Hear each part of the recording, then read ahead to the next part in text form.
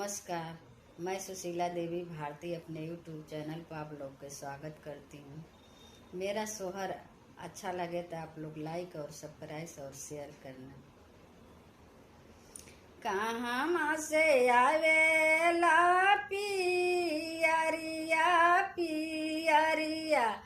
लागली गजमोती हो हे सखिया कहाँ से आवे लासीन हो रवा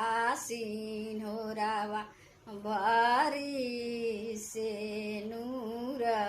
हो कहाँ से आवेला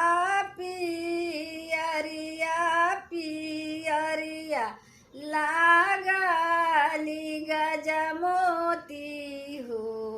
हे सखिया कहाँ से आवे लासीन हो रवा भरी से नूर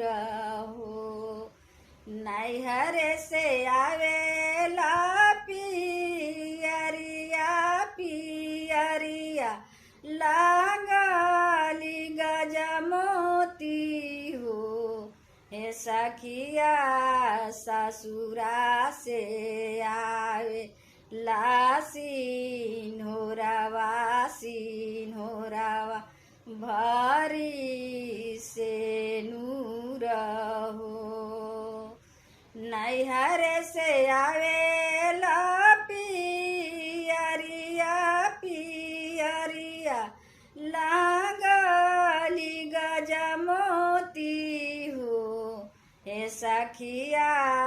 ससुरे से आवे लासीन हो रवा भरी से नूर हो कहाँ में धराबो पियरिया पियरिया लागली गजमोती हो हे सखिया कहाँ में धर बोसीन हो रवा भर